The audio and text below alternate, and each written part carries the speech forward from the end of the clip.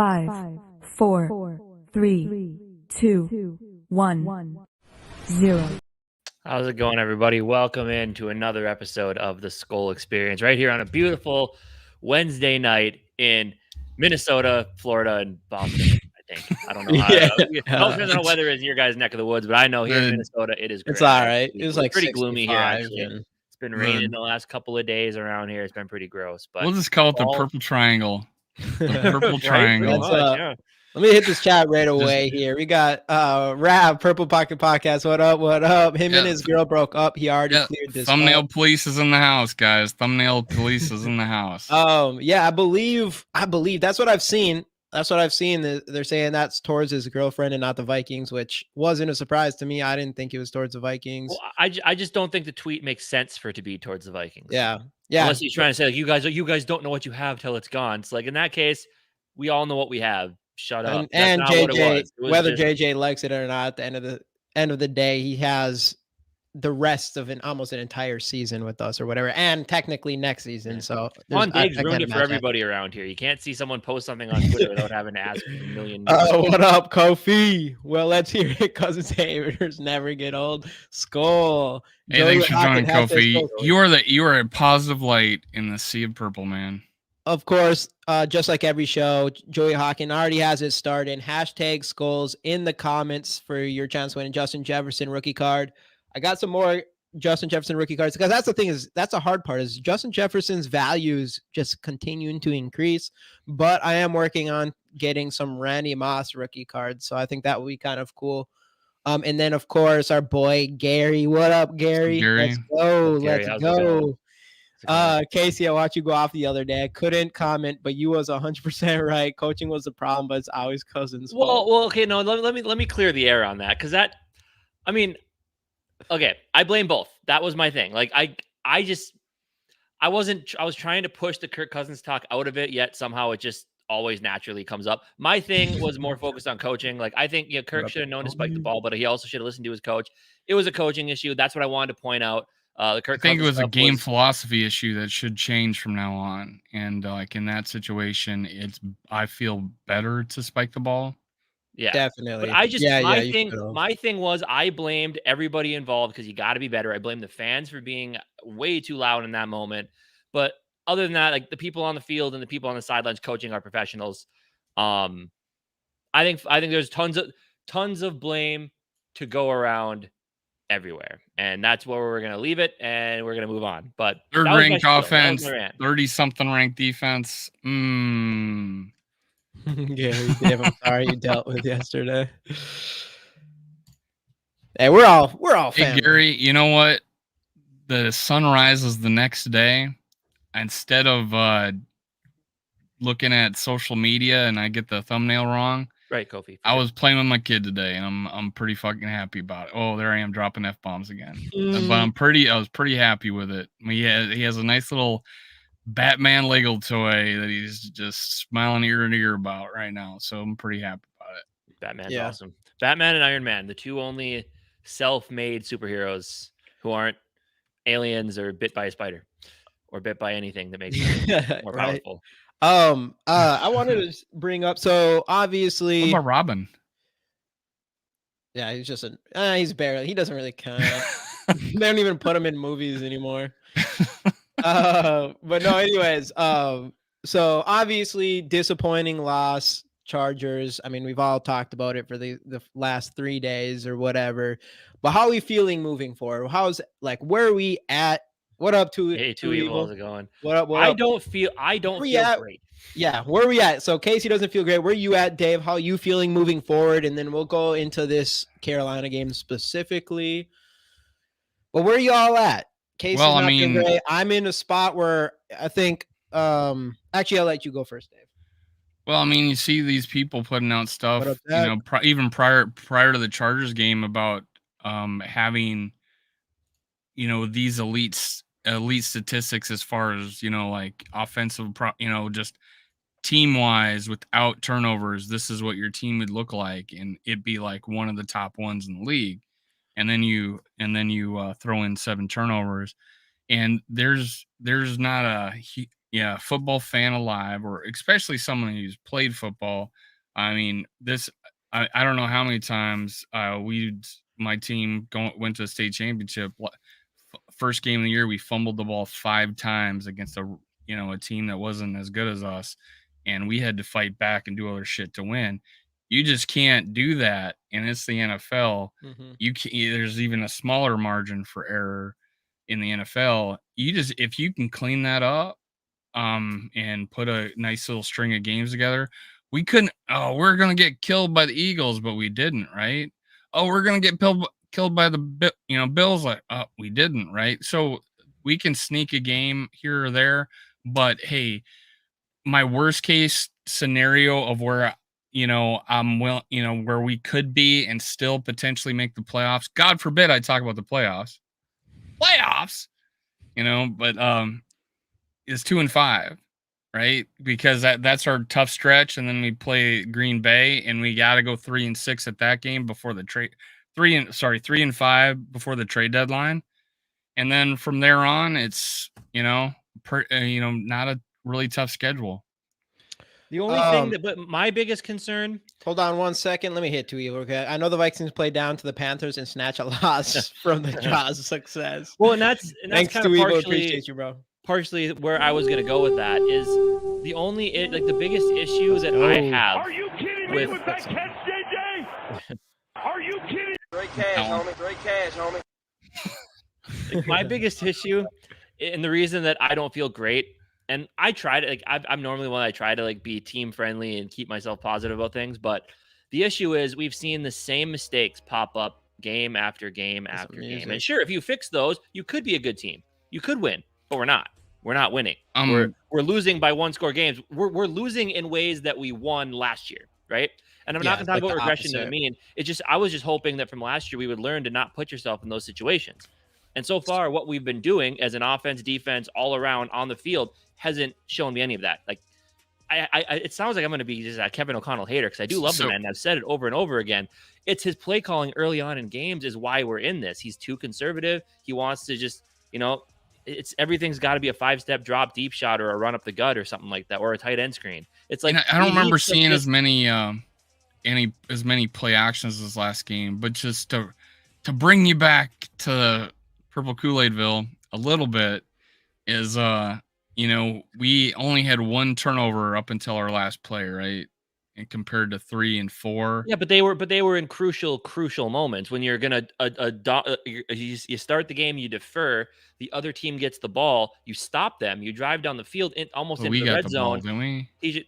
No, we kicked off first. They had the ball first.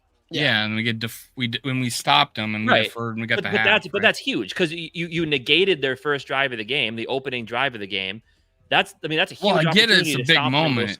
I get it's a big moment, but we reduced the turnovers, right? There was a positive because we didn't have any more until we didn't have any fumbles. The rest, well, you know what, Madison, but yeah, I mean, none of them were recovered by the defense, but you still put the ball on the turf, which is and that's where I have the problem with Kevin O'Connell is make the tough decision and Madison, you're sitting. I'm gonna put him in for the next 2 series. Think about what you just did. And another thing, that's what you got to do, right? But it's. I mean, at this point, is it too little, too late? You waited till 03 to try to 0-3 to try to do that. It's just. I do. So my take about this whole thing is, I don't know. I think you start 0-3. I'm gonna have to say, obviously, I want to win games, but I think you start 0-3. Obviously, I think we're too good of a team to tank. I know a lot of people are saying tanking or lose or whatever. I think we have way too much talent on offense. I think it's going to end up being a season where it is we barely make playoffs. But do I think I have to agree with some of these people who says I don't playoffs isn't good enough for me. Making playoffs is just saying it. I want a Super Bowl. I want us to do what it takes to win a Super Bowl, which is making hard decisions. So at this point, that's kind of what it feels like to me. Obviously, who knows? I think we have enough talent where we could end up just turning everything around and actually being a really good football team. And maybe right now it feels like we might barely miss playoffs, or we might maybe barely make playoffs. And then, we might be out. Our team looks like a team that would get out in the first round of playoffs right now. That's the team that they're looking like. So I don't know. It sucks because then we'll have mid-round draft pick. This is the year that for sure. At this point, most people are agreeing that we should probably go find a quarterback in the next year's draft. So that's one thing that it'll be interesting to see. But one question I had for you, Dave, is like how would you look at all of this if we somehow we shouldn't? Not only we should absolutely dominate this week for me to feel any sort of momentum moving forward here. But how would you feel if the Vikings actually lost to Carolina and we were 0-4 going into that KC game? I mean, there's obviously even less hope, right? There's that would be a gut punch for sure. Yeah, that would be. You could say your season's over, but you still got to play the rest of the games. I'm not saying, hey, there is. I don't see why there is not as a YouTuber that I can't talk about the path to the playoffs at any point until it's like mathematically out. Now, if it gets to we're 0-8, I'm not going to say, we just got to win our last 9 games, but there's so many examples of teams that go on a run. What's going on, man? Hey, we went on a run last year. How many games we win in a row? 7 in a row, but also, 8? It was 8 in a row because we were doing things in the right moments to win the game. Situational masters. We're not situational masters this year. And I would say, I definitely think there's no way we lose to Carolina. I do. I'm saying if we, I think we lose until they prove to me they can win. I'm picking them to lose every game coming up until they prove to me they can win. Hey, that's fair. I don't think so. I don't think so. They will really have to shoot themselves in the foot against Carolina. I feel like it's not at this point. You're right. Who knows? That we could. There's no reason to go say that we're going to go in this game and for sure whoop on them. I think we will. I don't know if we're going to whoop on them. There's a good chance. I think we end up. I think there's a good chance that we end up losing or maybe barely winning, playing to their level, which is also extremely annoying, and that's not good enough for me. This is a game, if anybody who is still seeking playoff potential or anything, I'm thinking you're coming into this game and you're hoping we destroy Carolina. We don't want this team that plays, even last year, that plays down to the competition, whatever. This is a team we should absolutely beat, with how we've been playing these first 3 games. But on your other side, you're right. There's a legit chance that we could just end up losing this game because that's just how it's been so far this season. If they do what you say, there's still going to be people that will say, don't matter. We're 1-3. We're going to lose tomorrow. We're going to lose to San Francisco. We're done with this. No matter what happens. And as good as we might win 70-20 against Panthers. Let's just say that like Miami. There's still going to be people that don't want to hear about playoffs. They want the next quarterback, which I agree with. We need to draft someone in 2024, and that was my plan. Right. That's what I wanted. So yeah. The thing with this Carolina game, I think we need to beat them. We need to destroy them to feel just any momentum going forward. But I even think even if we beat this Carolina team, nobody's get the Panthers with the upset. Is this a Panther fan here? We got Panthers fans. Okay, yeah. All right.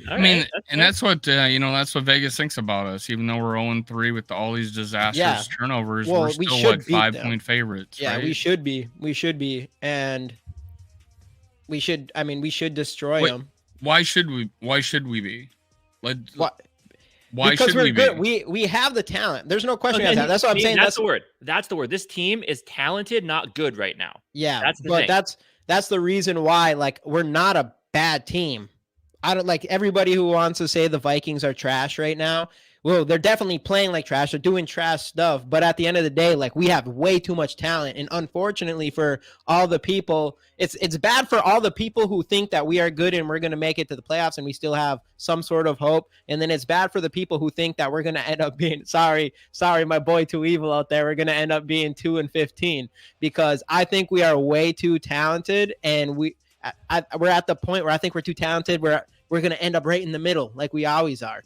That's how I feel right now. By the way, Too Evil, I agree. I mean, me and Jamie, and we had definitely both on our podcast been talking about how we felt like that's where all the lulls in this offense come from. It's just there is no creativity in the play calling, and it's unfortunate because I do love me some Kevin O'Connell.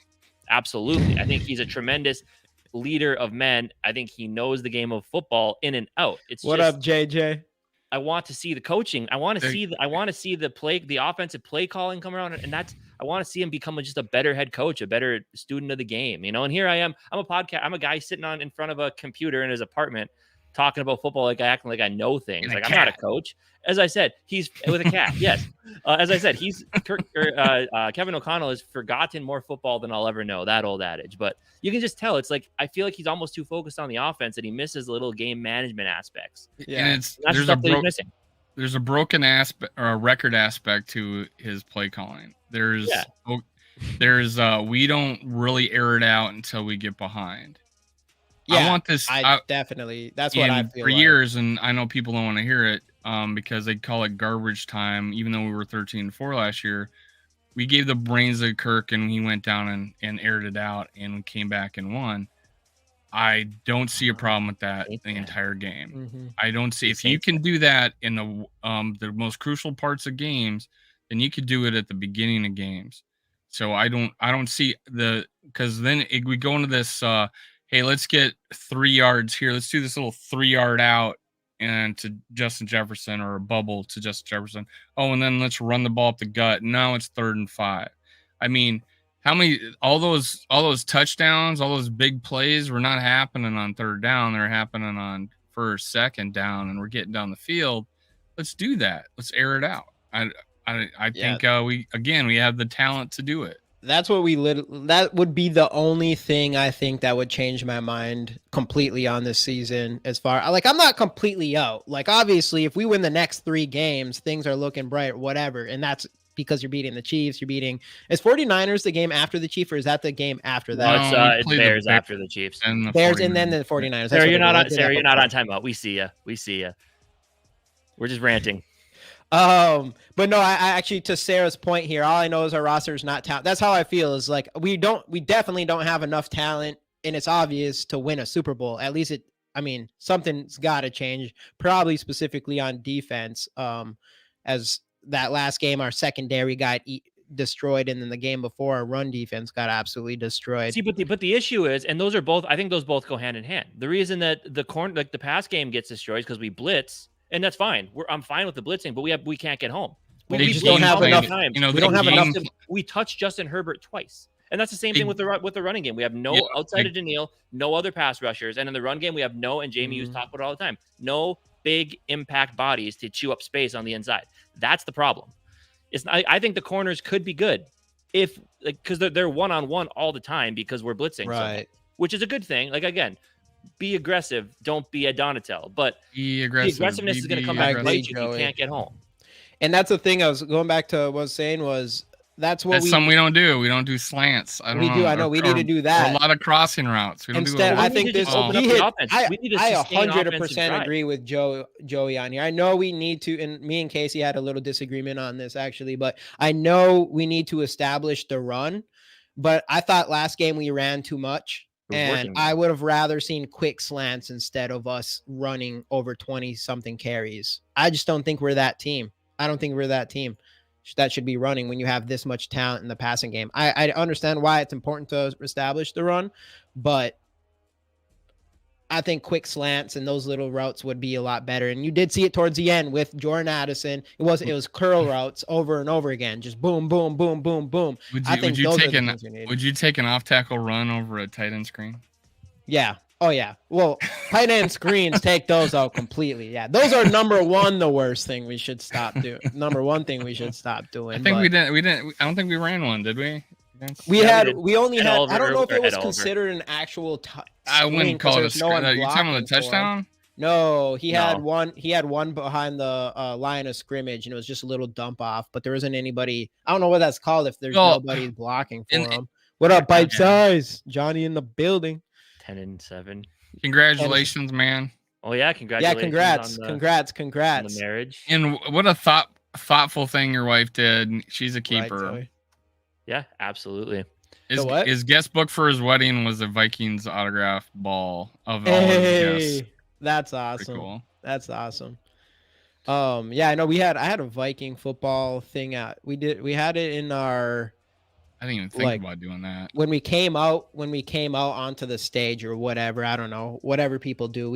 My wife had to throw me a pass, and it was like the biggest catch of my life because all my friends were waiting for me to drop it, and it was like in front of everybody. We had like a whole game plan and stuff, and I caught it. There you go. Nice. Inbounds. Both feet down. Did you drag your feet?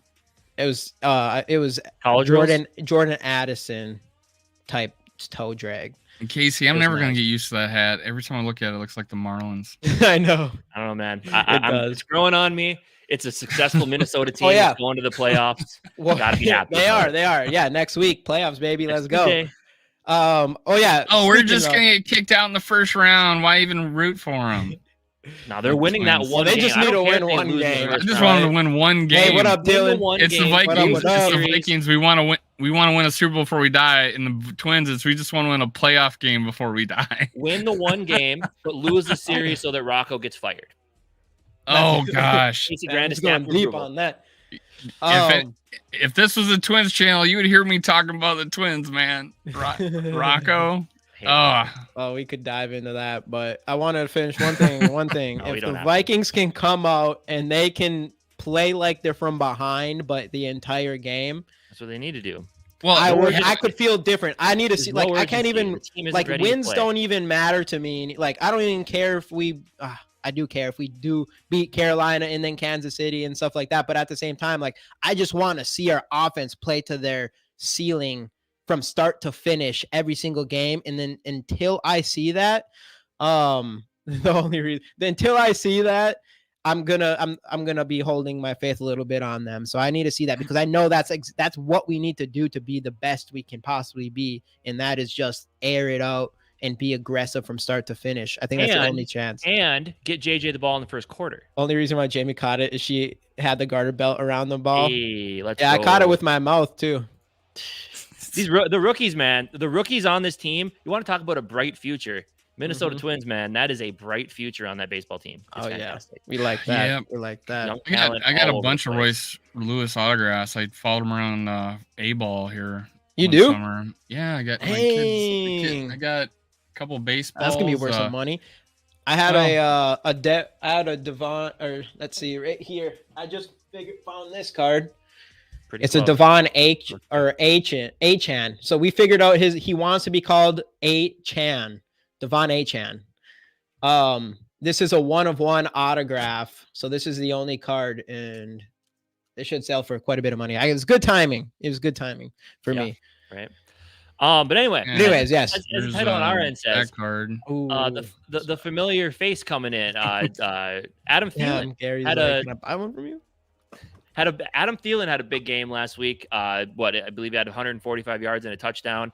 They asked him about it. They asked him about it this week. Andy Dalton. He said he's really looking forward to it. He said it feels almost like a playoff game. I don't know if that was the fact that he's playing because he's playing us, or the fact that both teams are 0-3 and they need to win to keep themselves. I think more the Vikings, I would say. And he was asked about it in an interview, and he was saying, "Hey, there's no animosity there. It's,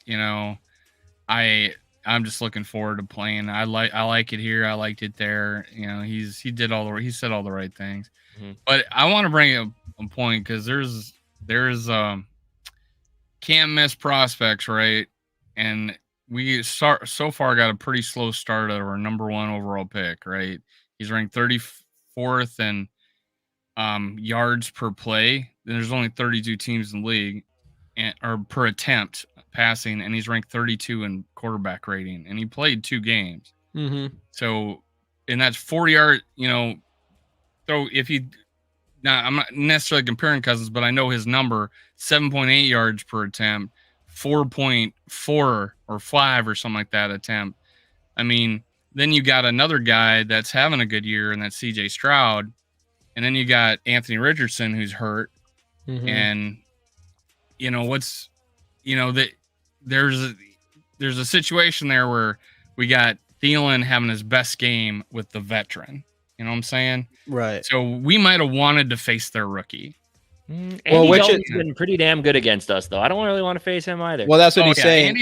Andy Dalton's had some days against us. Yeah, that's what. And rookies have too, though. That's what Dave's. Yeah, they have. That's what Dave's saying, though, right? Is like we might be better off playing against Bryce Young. But he's going to kick it. But we've lost to rookie quarterbacks before too, and quarterbacks that can move like it doesn't even matter against this team. We should just. It doesn't. I don't care who their quarterback is at this point. There's no reason why we should lose to him. No, if we do, I was. You said the same thing we won against Tampa, though. I was making the point about can't miss prospects worse. And starting them in their first couple games of the season and not having a good one. Right.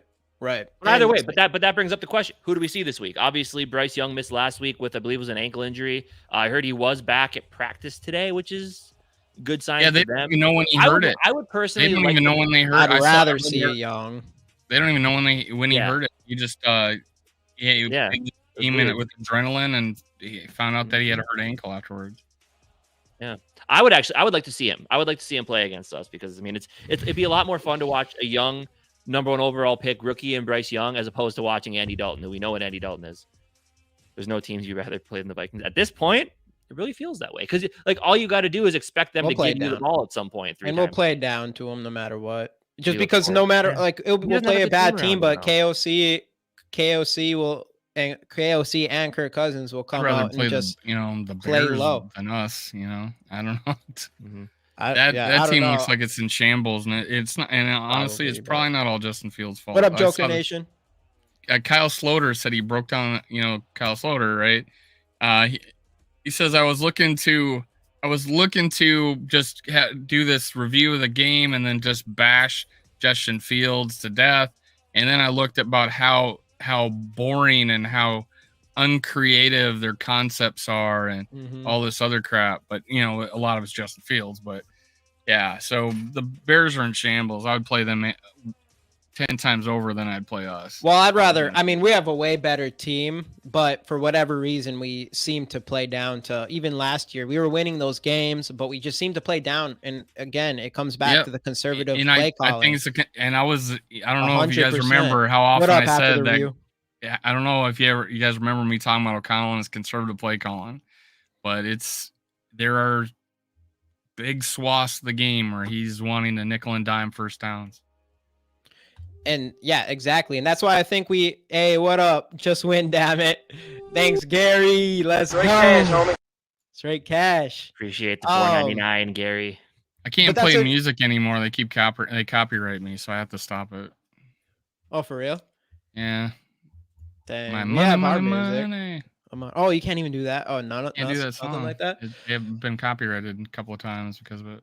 But no, you're right about the conservative play thing. I mean, the thing is like we go against this Panthers team. They might not score on us at all, but we'll just keep it 0-0 until we let them up by a touchdown, and then we'll go down and score immediately after. And that's just how it works. Mike McDaniel, coach that was hired in the same hiring cycle, he doesn't do that. He put up 70. Oh, drops 70 on someone's head. I know that's the only thing. That's the biggest problem I think our team has. His playmakers and opens up his offense. I mean, their running game's much better than ours. I mean, they had 6 rushing touchdowns, right? Yeah, something crazy like that. Well, including 6 touchdowns from their running backs, I think. Is that what it was? Total 6. Something like I'm just happy it was who he did it against. Yeah, I know Sean Payton. Yeah, right. I mean, like in general, we really wanted to go and trade for Russell Wilson last year. Dave just give us your dance, man. That's what I love. And this just give us your dance. And this one right here from Dylan. I just want to see another one of those post game Kevin O'Connell's locker room. Let's go. The white man overbite.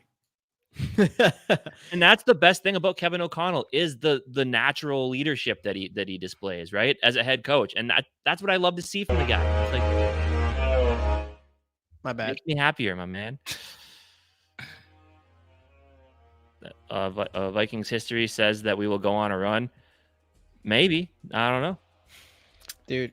Nothing I want more, man. That was pretty legendary. awesome. I know, it's so funny. That was Zimmer him. Stuff. He pulled the same Zimmer stuff. I love it, where he just picks at him to get him to get mad. Where he prefaces this long thing in the history of the annuals of NFL. Nobody's done this historical. You had a question there? You got a question there, Thomason? Go watch the O-line committee break down Miami's plays. Or they say good things about him. I mean, obviously when you put up 70, you're not calling bad plays out there, I guess. So, dude, that's what we need to do. We need to come out here and drop 70. If we drop 71 on Panthers heads, I think we'll all feel a little bit. Faith will come right back. Yeah, I would. I mean, I would just be so happy. I'm like, KOC just needs to go out there, and I don't care about the sportsmanship and all that. That's bullshit. Who cares? You go out there, and I want to see an absolute throttle of a team. Going into last season, he's talked about having this gas on the pedal the whole time. Yeah, and it's not. And he's.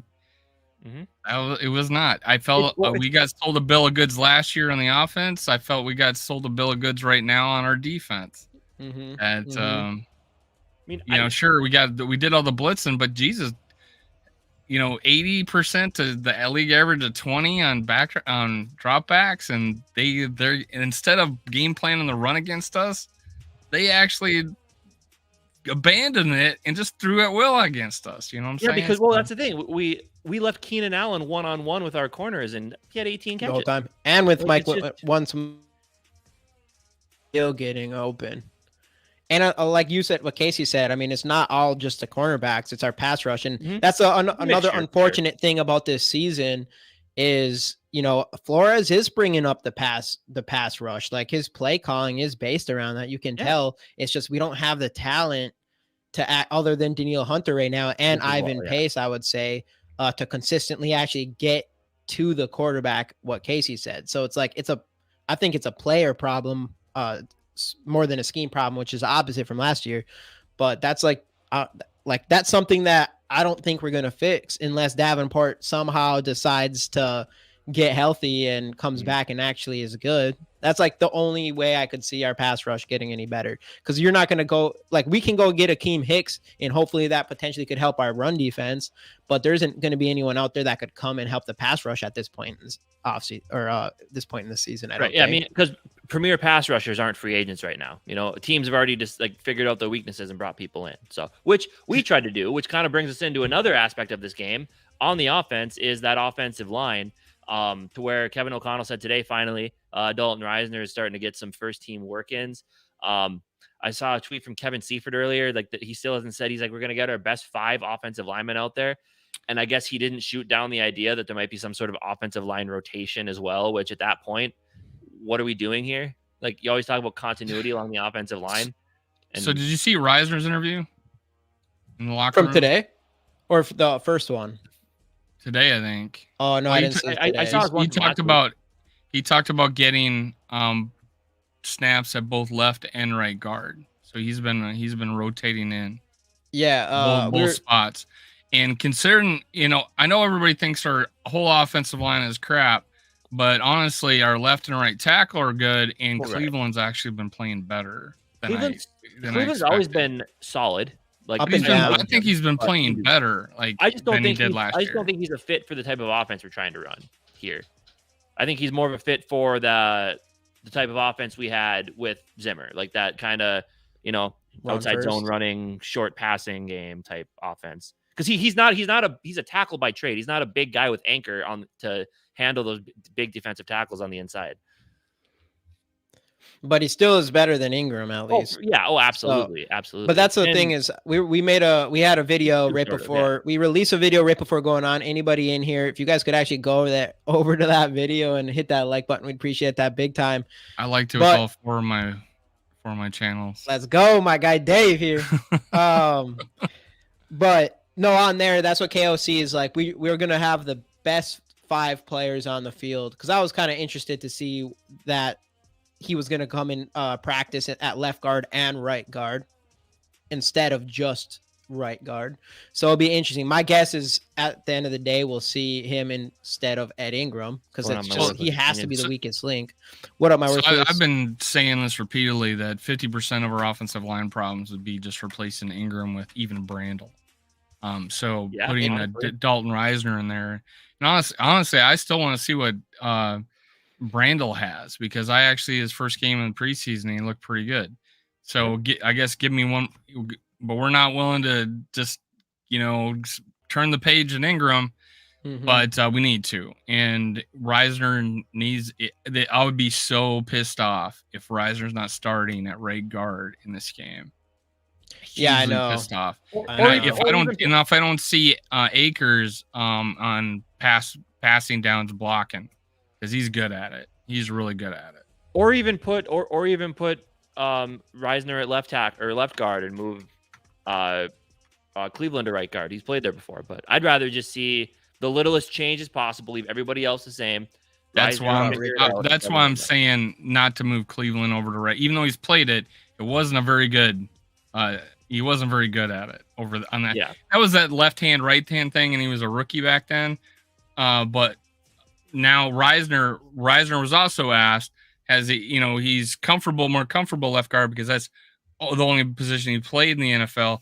But they asked him, well, were you working on? Oh yeah. I trained right guard and left guard in the offseason in free agency to make myself, more marketable. Yeah. So he's been practicing that. Yeah, for sure. Our O-line is bad. I don't think Madsen has a vision number one running back should have to make the run game successful. Partially, but also, you just notice with him, there's just the breakaway. He doesn't have the burst to hit the hole. I like him because he's the type. Akers does have that. I like him because Madison is the type where it's like there's no dancing around like Delvin did. It's just take the ball and go. But we're seeing now when he has, and maybe it could be holes not being open long enough from the offensive line, but there have been holes where you just see he doesn't it's not just go and hit it at full speed. But he for me, it's the ball hitting the turf more than anything. Right. A1A. That's the one thing, right? For sure. He did more of the take the ball and hit the hole this last week though, which helped out. Especially on those first couple drives when he was picking up 5 yards a clip. So. Mm-hmm. A big improvement. It was cool that even 475 yards and we had 130 on the ground. That's great.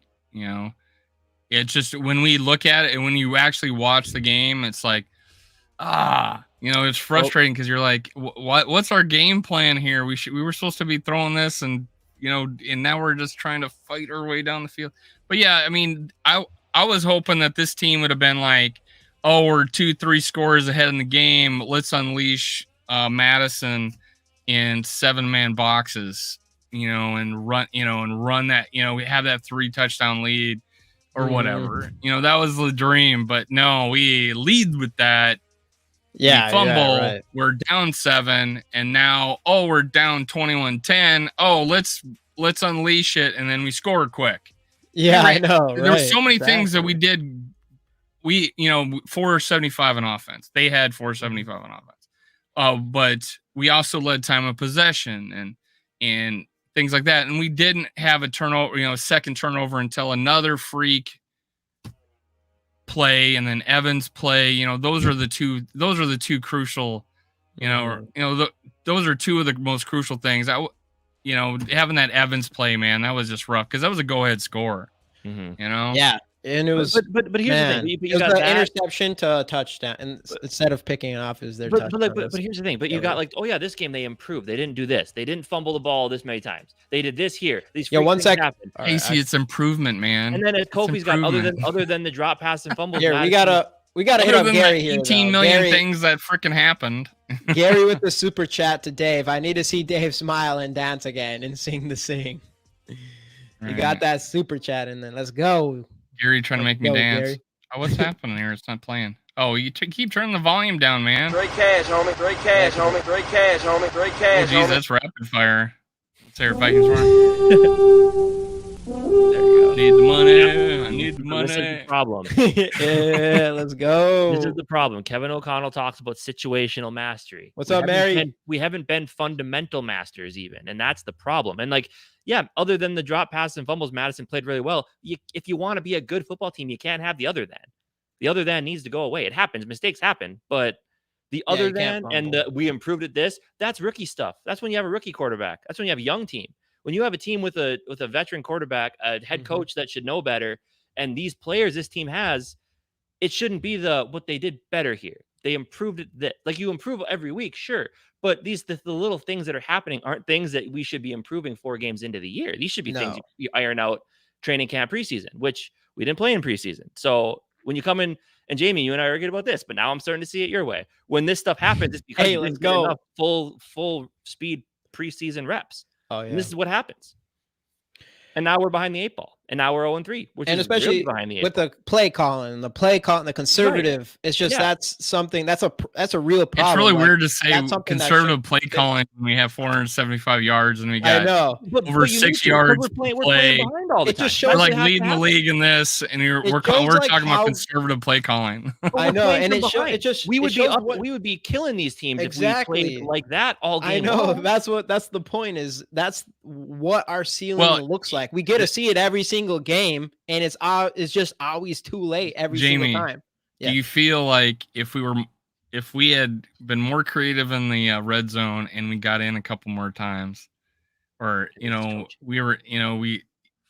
one more score each game, whatever, or 2 more scores this last game, we'd probably be pretty happy about it, right? Yeah. But yeah, we both see the same thing. Well, all 3 of us see the same thing. But God, that red zone is the bigger problem because we're getting there. We're getting down there, and we either fumble or we're not creative enough to get in there. And sure, there's been a missed throw or 2 from Kirk. And there's a couple times we're in there, and there is and it can be creative. Like I think KOC was it against the Eagles? Yeah, the TJ Hawkinson. I think it was TJ Hawkinson's first touchdown where he had him coming behind the line or whatever, and then he just got open to the left. I don't know. There was a couple creative plays that KOC has it with some of these creative plays. Hey, what up, Skol Mafia? But we just don't see it all the time. Like he'll come in there with you'll see some drives with KOC, and you're just like, he's just on fire with his play calling, and then the next drive is just off. And that's like the first, I keep saying it, this first drive from this last game is when we did run the ball 5 times in a row, and it just seemed like a very obvious spot to call a play action and throw the ball there. And then we ran it again. The second down, we got down to the 1, Madison got down to the 1, and I'm like, second down, play action right here. Yeah. No, we did it again, and they stuffed him. And then we probably did a play action the next play. And that's like one thing I see about. I don't even think we did. I don't even know if we did. And we couldn't do it because now it's 3 yards from the goal line, and we're not running it. Right, exactly. And then we run. And then the 4th down play, that second to last drive. I didn't get the quick out to Justin Jefferson short of the goal line. Right. Yeah. I didn't get that. I don't you're throwing it to Justin, but there's no. And then we had a penalty because Hawkinson was before Justin. Went in motion, Hawkinson wasn't set. So then that means Justin Jefferson had to get set, and he didn't. And again, that might be something like, did Kirk not realize that Hawkinson was still moving around? Whatever, that happens. But either way, it was a horrible play call. Short of the end zone, I didn't get that. Or maybe it was Justin not getting to the end zone, and he should have drove him and then cut over a little deeper, but still it was either way, it was not in the end zone, and I didn't get that. Yeah. I don't know. We need to make sure we get throw the end zone and make sure to throw past the first down. We need to do all those in 1 second, though. And again, everybody, another Justin Jefferson rookie card. His value is only shooting up.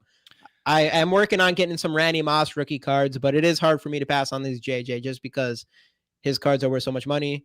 Put the hashtag Skols in the comments, like the video, subscribe to our channels, GG Sports Podcast and Minnesota Sports Talk with Dave.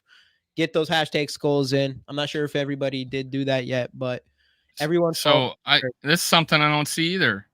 Addison on jet sweep is what who said earlier that there's not enough jet sweeps or they're not Kofi. Yeah, We're faking. You don't have to always give it to the person. Yeah, right. We need more stuff like that. And that's what they did with Keenan Allen. Keenan Allen is like here, and then they motioned him here. Then he came back around, and he didn't even get the ball. But when a guy's got 19 catches, you're like, we got to watch, or 17 catches, you're like, we got to watch for that guy. Then he still got open somehow. But that's just the thing. It's like that's what you do with your good players is you move them, and especially we do it sometimes, but not enough.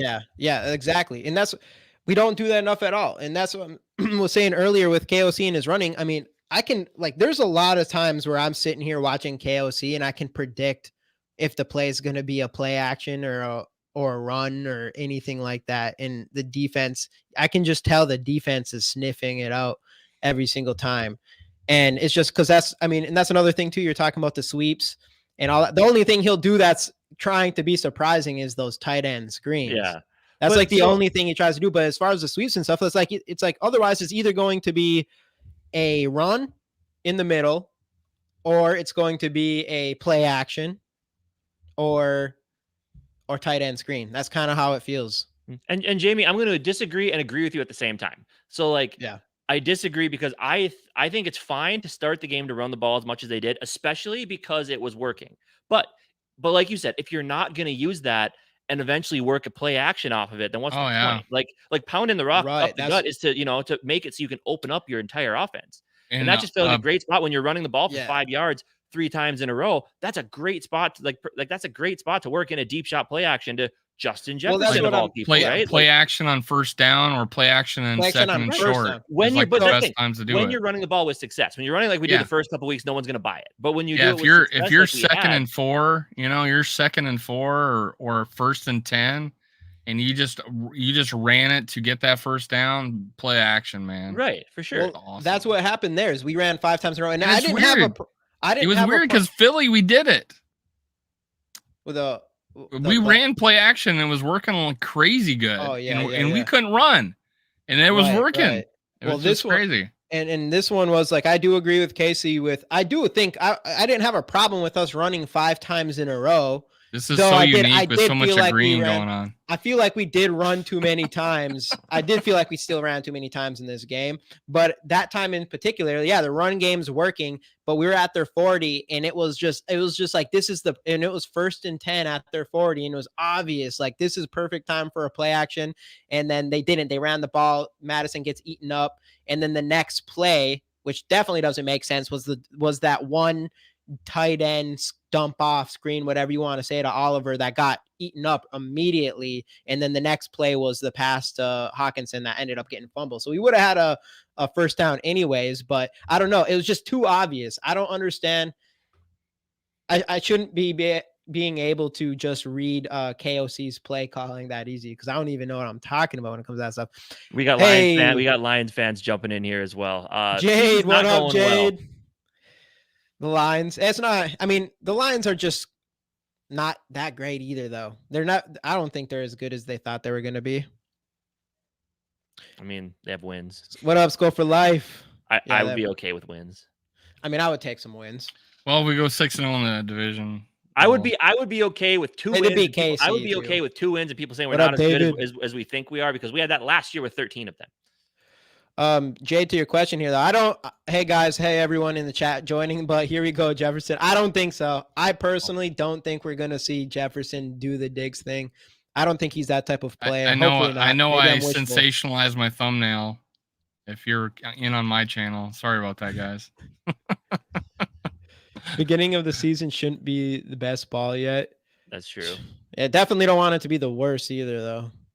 Okay, but I mean, one thing. I'm hoping so. With the Lions, I don't think so. He doesn't seem like that kind of player. People need to just stop reading something on the internet and take it and turn it into a story. I will do whatever I want, Casey. Sorry, I'll do whatever I want, Casey. I don't like. I mean, we know it sounds like that whole thing with Snapchat or whatever it was, or Instagram was towards his ex-girlfriend or whatever. That's what it sounds like. That's what people are saying. That's what I want to believe. That's a mature thing to do, right? You know? Yeah, I mean, he's 24. He's still a young guy. I know, and that's what we don't know. We don't know what only thing we know is Justin Jefferson wants to win. He's repeatedly said that. Yeah, and I agree. Yeah. And I think that's wholeheartedly it. And because he knows no matter where he ends up, he'll get paid. Before, though. A winner will give him money, and he knows that. And I mentioned this off air before we entered, the thought that what is Justin Jefferson thinking right now?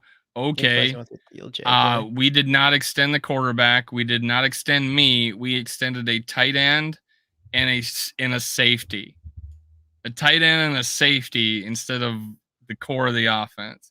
And so, yeah, it's even though you made whatever impression of him, we don't know the full impression of him, the relationship between him and his quarterback.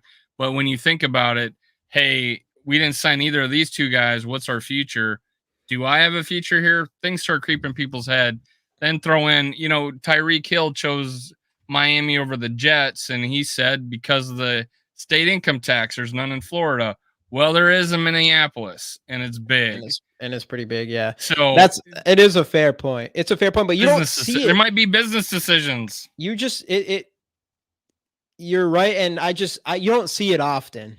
That's a different scenario, obviously, like the Diggs thing and leaving, because no matter what, JJ has an entire year on his contract after this one.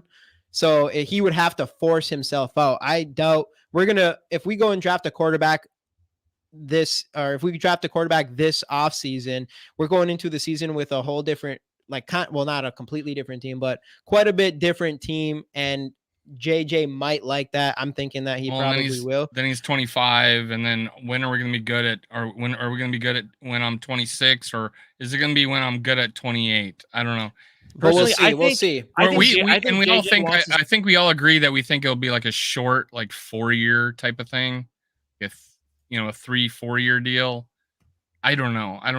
Because you wanted that another big payday, right? Right. Yeah. Especially he should have already been paid. As an NFL player though, you're like, I could be done tomorrow. So maybe the long-term thing, or just short-term with guarantee, fully guaranteed type of thing, or whatever. So. I think he doesn't care because he knows damn well that he's going to come out this year and be just as good, if not better. And so I think he knows no matter what, his price tag is only going to go up if he keeps playing at his level. It's crazy.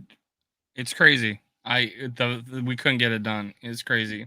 I know. It'd feel a lot better. And I don't even know if it's we extended a safety. I think, we got 6 of them. Yeah, but Justin Jefferson's deal is much more complex than a 2-year deal for a solid safety / special teamer. You're talking about the best player in the league, who I think the holdup could have very well been on his end with guarantees and just this deep stuff in the contract that none of us know because it's a heavy lawyer agent type stuff. I don't think it's necessarily just what's this makeup of this team going to be like, or I don't think it has anything to do. I don't think we can wait to the off season on the safety, right? We can wait on the safety. We don't have to make a decision now. We don't know how much Justin Jefferson's contract's going to be. We may have to make a business decision and not re-sign Metellus. I would take, the extra money if I needed it, right? I don't know how you get that done and not him. I get TJ Hawkinson because he's a big time player, catch the ball, don't fumble. Let's go. Big part of, getting the ball down the field. Well, we're 0-3. And we paid him $66 million or whatever. He's the highest paid tight end in the league ever. A bunch of things there. So, and we don't sign Justin Jefferson. Get me to Justin Jefferson, and then I don't care what you guys do at any other position right now. Get me Justin Jefferson, give me Darisaw healthy, and let's get going. But I think, but it very well could have been like back and forth with JJ. Like, here's the contract we offer. Here's my rebuttal. Here you go. Here's this. They could have easily just said, hey, Metellus, here's what we're thinking. He's like, cool, I'm in. And he signs it, and it's done. Like, I'm sure that they're probably talking money with a lot of guys who are close to being done with their contracts. Just tossing them deals of here's what we could afford, thinking in the future. Because Rob Brzezinski, you don't think he's thinking 4 years down the road with this team? He's sitting there thinking like JJ could cost this, could cost that. We can afford a good safety and a great special teamer at this price because it's cheap and it's only a 2-year deal. Question, Casey. By the time Justin Jefferson signs, his value may have gone up significant enough that it might have been the yearly salary of Josh Metellus. Like it may have jumped up the average salary of Josh Metellus. That's what I'm saying. We have no idea what he's going to cost the longer this contract goes. Mm-hmm. But Metellus could wait. And would we give him $5 million a year or something like that? Right? Well, that's $5 million that could, But that's not. But with what we have in the future, that's not backbreaking money. It's going to be just fine. And Justin Jefferson's complex. That's what I'm trying to say. It's not just a simple, here's your contract, young kid. You had 4 safeties on the team that are making $1 million or less a year. We could have just went with one of them. I like Metellus. You don't know which one of those safeties are going to be there. And like, who knows? Maybe they think CNA and our guy. We're just going to keep him on the bench and just slowly push him off the side. Theo Jackson all day, man. He's probably going to retire. Theo Jackson's some kid. Who knows? You got another guy. Like you got. I'm just saying we got 6 safeties. Ward. You just don't know. No. I just think Jefferson's contract is way. I mean, do I think it's a complete idiotic thing to not just get it done? Absolutely. Because now we have to worry about this. We have to worry about. No, what did I say to to Wabi that he just totally dismissed it? What did I say to Wabi? I was like, Zimmer Spielman got his guys. He was early in the process getting them, and Kwesi's later, and Wabi totally dismissed that. I don't know. That's the difference between those two guys. Spielman, right or wrong, said those are my guys. I'm getting them early. Yeah.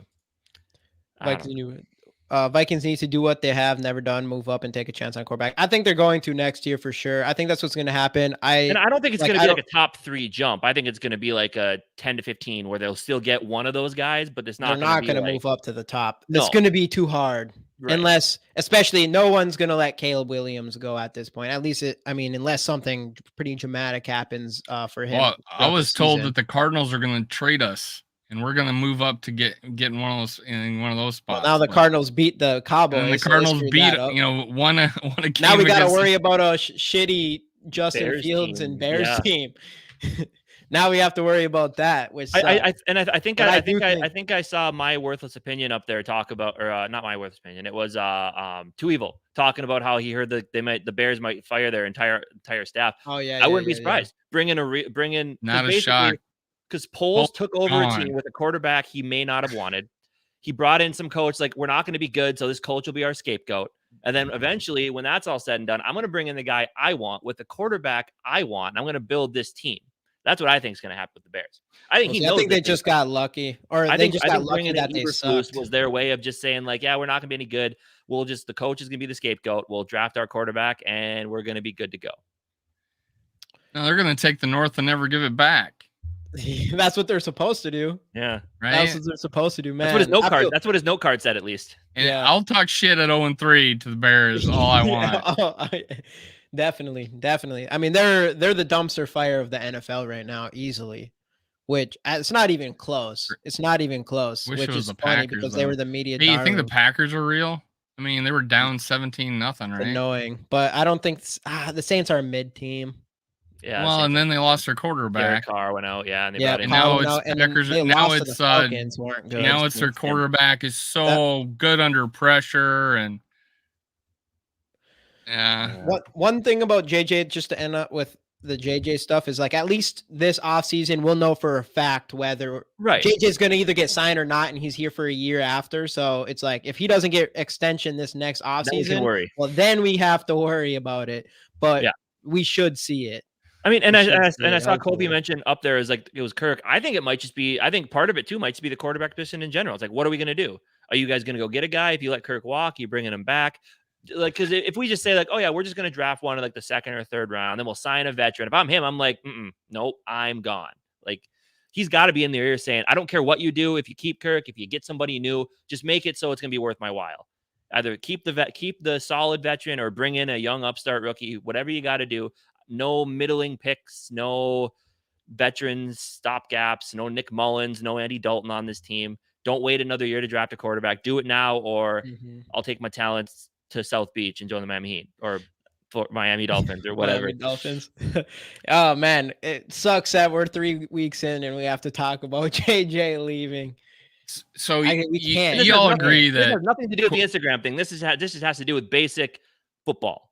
Because the Instagram thing, I think, is just I think I was just luring in. in. No, Yeah. no, I actually thought that was real. It could have. I mean, a lot of people read into it, but then, I mean, it sounds like the reports are out that it was towards someone else. Though, I mean, I have to agree with people like maybe he shouldn't be posting that kind of stuff. At the same time, again, he's a 24-year-old. Yeah, don't be 0-3 and mistakes. Don't be 0-3 and then have the media go crazy. We've never seen JJ in some sort of prima donna type of light. Like he has done nothing to make us believe that he is that kind of person. So that's the reason why if I see something like that, it like Diggs, if I see something from Diggs, especially now, he's always got it's going to be, and there was a moment last year, I think there was a Justin Jefferson thing that he had to explain, but I don't think it was a big deal. And nothing like Diggs where, he doesn't seem where he does something and then puts googly eyes next to it, Yeah. Right. Exactly. So that's like, there's no reason to think what JJ's acting like this. There's just no reason to think he's an absolute. Can we talk? Have him play out his contract and then franchise him twice? Yeah, we can. So, I mean, I'm sure that would go over. You think he wouldn't hold out? JJ, no, he's probably gonna hold out. I think he would. Yeah. At that point, he's too much of a superstar. I wouldn't even want that. I think he's so good, and he doesn't deserve that. He deserves all the money. Agreed. So that's why, of course, if it came down to that, that'd be pretty messed up. But I mean, obviously, if we would have extended him 2 years before his contract's up, you don't really see that often at all. For obviously, he's worth it because he's that big of a superstar. But I mean, who else is getting paid 2 years early before? I mean, he's betting on himself too. He could have took an extension, right? But he didn't, and he's betting on himself. So which tells me is he's making a business decision. So this whole thing that he don't care about money, he does. Of course, he's won his value. Pat Mahomes don't care about money. No, he went and got a raise after he had already signed a contract. And you love it. You love he's like helping everybody else by getting a raise. That was smart. By him, man. I'm helping all the other quarterbacks and stuff. It's like, man, quarterbacks get paid. They get paid more and more every single year. The running backs are the ones that aren't getting any money. Mm-hmm.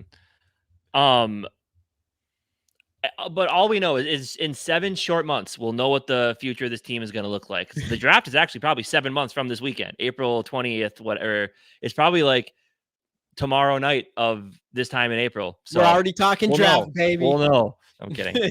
3 games in the season. Let's get back to I for one have been too negative this episode because I've lost. Well, we're all so bad.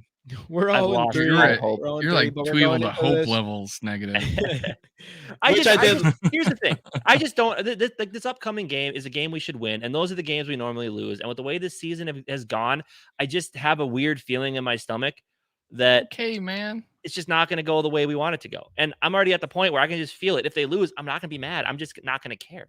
He's protecting himself. That's what they've gotten me to. I get it now. I get what my old boss was telling me. I get why Mike Florio is the way he is. You got to go into every game like you're going to lose, and then you won't be disappointed. But if you win, it's a bonus. When we're out of it, that's how I live like life. When we're out of it, I go into a mode where it's like, it's Twins for 10 years. I was like, okay, let me see the new guy, see how he's good. We'll see what our future's like. I'm the same way with football. I want to see how this guy's going to go. Is he's worth keeping next year? Is this guy part of our future? Mm-hmm. I'm going to talk about stuff like that. And I'll keep going. I'll keep moving, and I will root for both Kirk and Justin to break every Viking record during the season. Yeah, I want us to win, and that's not my priority. But if we're mathematically out of it, I'm rooting for 2 guys to hit the history books. And I know I'd rather have them in the playoffs, and I'd rather win a championship. But there's a point where I'm still rooting for every guy to do good. I'm rooting for that rookie to show me. I want to see Cine on the field. I want to see Booth on the field at some point. I want to see that, are they part of this team in the future? So that's the mode I get into. after the trade deadline and we're out of it or whatever. Yeah. Well, that's why I'm like, that's why for me, Ivan, like we're rooting a lot of fans. I'm assuming talking for everybody here is we're rooting a lot for Ivan Pace and Addison because they're those are 2 stud rookies that are going to be a huge part of our future. And so Andre Addison, and actually Andre Carter had an impact play this. And Andre Carter, he had 13 I think he had 13. 13 and 2, and Jones had like 0 for 60 or something. TJ Wano's been bad. They've all been bad, unfortunately. Like that doesn't seem to be working out. So yeah, I guess Carter, he had 2 stuffs. Had a good play. Yeah, he had a big play on that 4th down stop too. Dude was a monster in college, man. I was really hoping for him. Andre Carter? No, Bullard. Oh, Bullard. He did have the big 4th down stop. He was a beast at Florida. That was actually, speaking about Ivan Pace, that was both of them because Ivan Pace got behind their running back. I'm trying to think. Who's the Kelly? Got behind how'd Kelly they whiff on him, you know? How'd they whiff on him, give him the inside move? I mean, even my high school coach had a rule that was man on, man inside, most dangerous linebacker. I'm like, what the hell? How do you let that guy, get inside of you like that? So it's crazy. Good thing about playing on the road is that the home fans can't affect the Vikings offense. That's hilarious. We're just rooting to be on the away team. Oh, that's so funny. That was all Casey. I could hear his voice specifically. Me and the guys I was with were the ones doing that. Everybody shut up. We didn't say shut up. I only, the funny thing is, I only seen one player on the field doing that motion. JJ. Oh no, it was in the backfield. And the rest of them were just walking around like lackadaisical up to the line. That's what showed me there was no plan in place of what they were going to do on that play. Even JJ was walking around. I know someone saw him like wave his arm, but it was like down here. But I'm saying like when we're lined up, there was one guy, and I think it was probably Madison. I guess maybe, I don't know, because he was the running back in there. Yeah, I just saw myself waving my arms on the computer. It was a play that, and we've talked about this before because it was like, I know some people, I do think for sure, I think Kirk as a veteran quarterback should realize in this scenario that you should go up there and spike the ball. Though as a team, I think that should have been our offensive philosophy in that situation. And even before we got that first down, we got the first down right before that. We should have. There was a high possibility that we get a first down, and it should have already been a play called, and it should have been already known within the offense that if we get a first down here, we're gonna go up and spike the ball immediately. Well, and you convert. You have a fan base that is hungry for your first win of the season. You convert on a big 4th down after a big stop. Massive. Know the crowd's going to be loud. And let's be honest, I see Rick Sosa, casual fans. You shut the fuck up about the casual fans. Like there's a ton of casual football fans out there. We all know that. Should they know to be quiet when the offense on the field? Sure. But like at the same time, like it should be part of the ingrained process of you should know the fans are going to be loud if you convert a 4th down and you get into a goal to go situation from like the 6-yard line. You should have 3 things in mind. Like this play, if you can't hear it, I'm trying to tell you, and spike the ball if we just can't figure it out. And this one was a spike the ball. Either way, it was like you should just went up and spike the ball. Right, but it's both. It needs to be talked about. It should be coach and quarterback need to be talked about hand in hand like this. You should both know you can blame both of them, and you don't need to just blame one, and that's okay. And the reality is obviously Kirk Cousins ends up calling hike and puts the ball in a catchable spot. It was a good. So it's like it wasn't that. So Kirk Cousins at the end of the day did put the ball in a good spot. And it didn't end with 0 after that. So yeah, but you just could have settled the whole thing down. That's got what the play you wanted. And just reset. People say that hey, we rushed that play, but did anybody look like they were lost in their route? I don't think so. I think I at least look at that a little bit. Yeah, we should have spiked it, but it didn't look like anybody was like lost in what they were doing once the play started. No, right. Like Madison, he didn't see anybody blitzing, so he went and ran a wheel route around the, and he was wide open. He was wide open. But he was wide open, which I don't blame it. Like that's what I'm saying. Like Kirk, it just felt rushed. Like Kirk Cousins called hike. He didn't. I mean, it was rushed. First. It was straight to Hawkinson. But if it wasn't rushed, if they had more time, it wasn't straight to Hawkinson. He looked left first. But yeah, it's Because Madison was wide open to the left. Madison was late. It was the later route. He's the last. Yeah, it was a later route. But was he wide open in front, behind the outside of the end zone? He was in the end zone.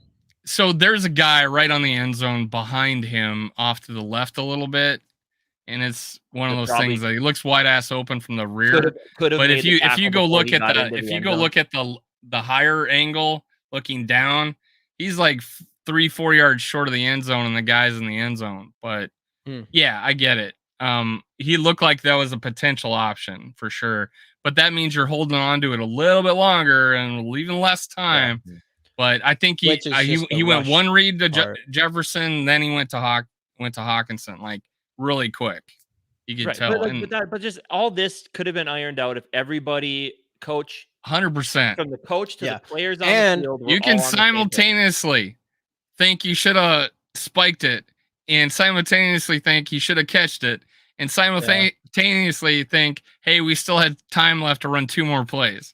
And all those could be true. You can also blame the coach and the quarterback, not just one or the other, depending on your feelings. And the team we had last year. The whole smorgasbord of things we could blame on that. And having last year's team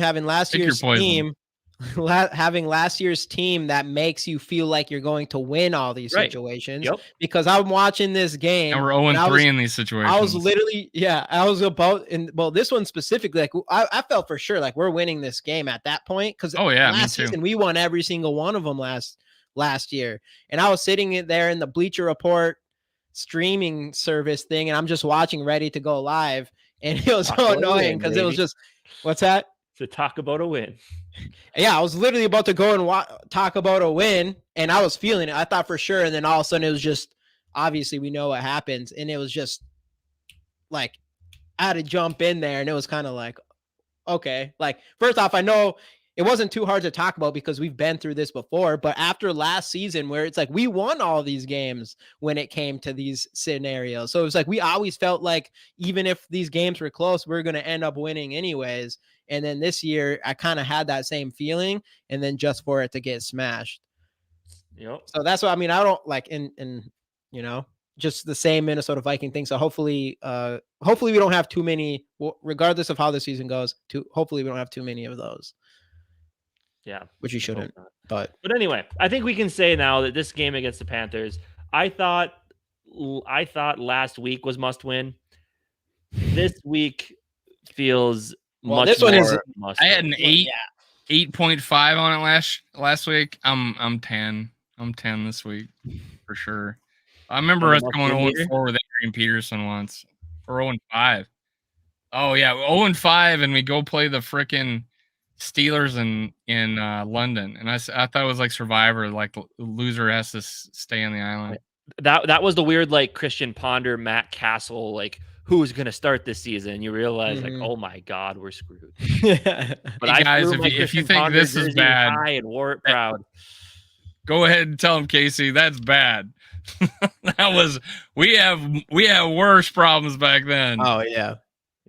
Wait, Kofi, you think we're going to beat the Chiefs? Or no? The problem now is we have a good team, and they're just screwing themselves, which sucks. We don't have a good team though. We have a talented team. Good team. We need a Taylor Swift breakup song with Kelsey. It's talented, but what we need is for JJ, now that he's single, to go get Livy Dunn and bring her to the Minnesota game. They're really hype. Livy Dunn's with that one dude. I know, she's a pitcher. Giants. I know. Oh, whatever.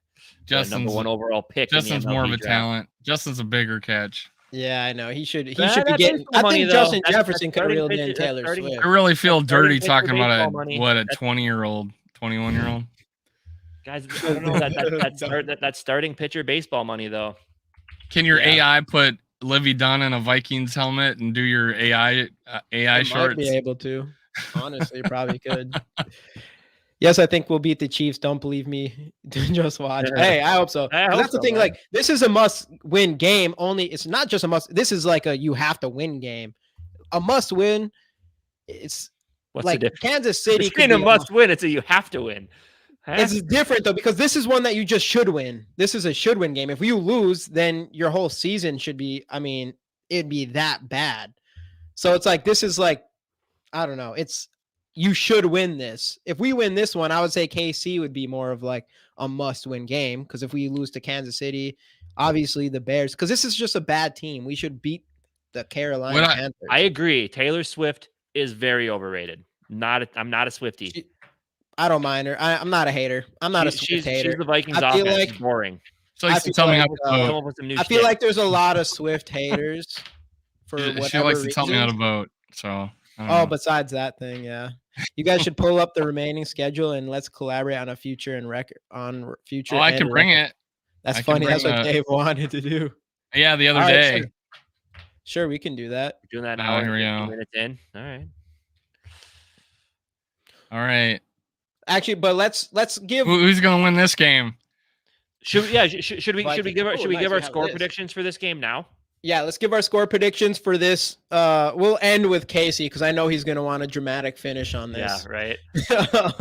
So I'm going to say, I think this, like I said, it makes no sense, but this is a game you just win. I don't know.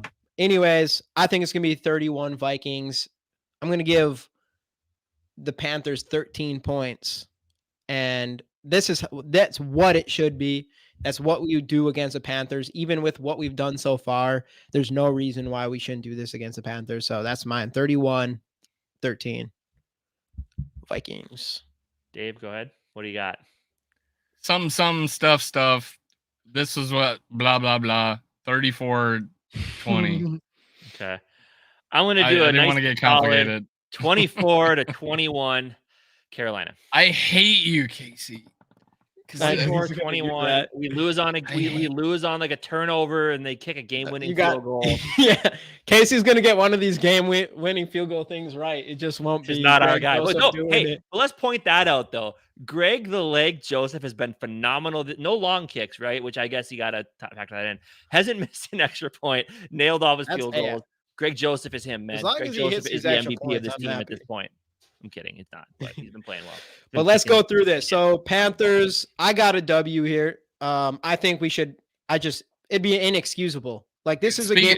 Everything this season's been. Speaking of special teams, what's with not having a touchback all last year, and then he can't do it this year against Ryan Wright? Yeah. He no touchbacks or no. He's gotten two. He had no touchbacks last year, and then he had two in the same game against his punt. His last punt was terrible. Like it was just a line. So far, he's not living up to the hype this season. So far, it was just a line drive punt, like straight. Yeah, it was odd. Yeah, he's to get up. Ryan, Wright's the reason why we're on 3. Why can't we just have like nice things when it comes to kickers? What a hell of a job holding this year, though. Hell of a job holding this year. One of the best holders I've seen in a while, to be honest. We're 1-3 here. So 1-3 here. All right. So one of you guys claimed an upset, didn't you? Earlier. This is the preseason. This is a different ball game now. Yeah. I gotta go. The Chiefs have been not themselves as of late. So I'm not as scared as I was. Right. This last game doesn't count, but the previous games they were, in the way they lost the Lions and. Yeah, I would say I still like. I mean, we got a lot of things. Well, I'm gonna say 1-4. I'm gonna say 1-4. We lose the game. Bryce is a midget. Vikings gonna pick him up 3 times. What up, Jeff Barber? Win. Wait. Did we all give our thoughts on the Chiefs game? What? Are we gonna go long form on that? All right. No. I mean, did you guys? I don't think I ever said if they're gonna win or lose. Oh okay. No. All right, yeah, Well, L, of course. We are, yeah. You made us go back so you could give us. Okay. What up, Dan? So 2-4 here, right? 2-4. Wait, you guys had them beating the Chiefs? No, we took. No, I'm talking with the Bears. Oh, 1-4. Now we're 2-4. We're 1-4 because we beat Carolina. Going into this game, we're 1-4. We had them beat. Okay. Casey has them 0-5. We have them 1-4. That's the confusion here, Casey. Greg Joseph leading the league in field goal kicking, and we're 0-5. All right. So yeah, we're saying 2-4 here, right? I am. I think the Chicago are in a way worse spot than us. They have to. Ooh, right. 2-6. Yeah, that's tough. I think San Francisco. We're gonna lose twice in this game. This is 2-5. 2-5. I think it could be that 4 going in this. San Francisco, I think, is the worst team in the entire NFL for us. Yeah. I think they're the most difficult matchup for us. The only thing we got going on, it would be crazy because we're 0-4 at home. Yeah, that'd be unfortunate. So we're 2-6. We're 2-5 or 2-6. Do we say 2-5 going into this Green Bay game? 2-5. 2-5. I have a feeling there's going to be some antics We're here. beating the I think we're Packers. going to drop it. I think we're going to lose this one. I think we in win Lambeau. this one. I have no faith. I'm taking it. So we don't listen to Casey and we go 3-5. Now we're back in it, boys. We're 3-5. I'm taking. Ooh, this is.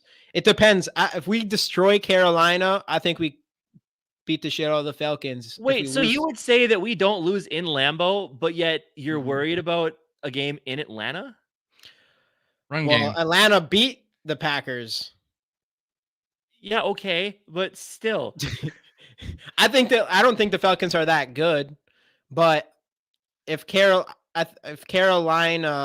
we lose to Carolina, for me, it's about how we get to a decent. It just means we play down to our competition. I think this is an absolute game the Vikings should win from a talent standpoint.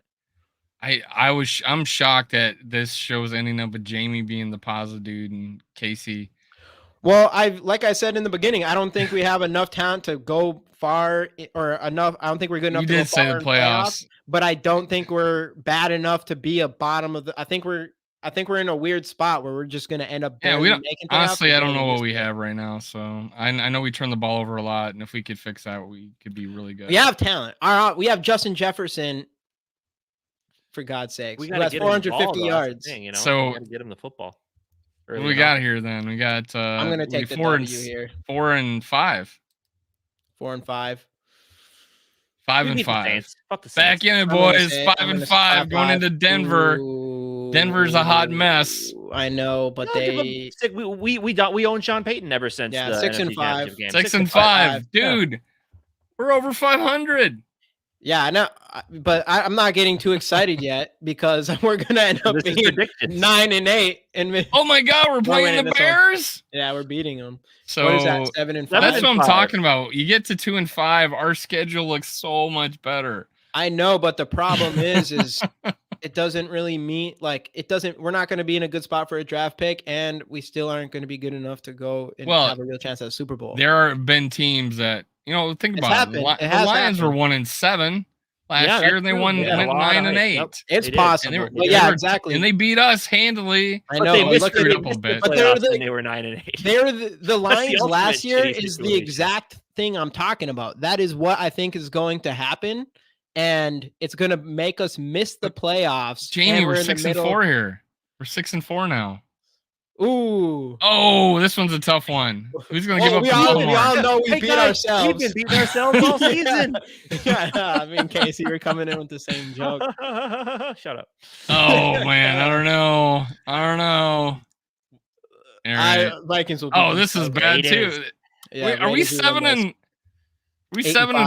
What are we? We're 7-4. You're probably gonna get more Vikings fans than Raiders fans at this game. Who did we have? We lost to the.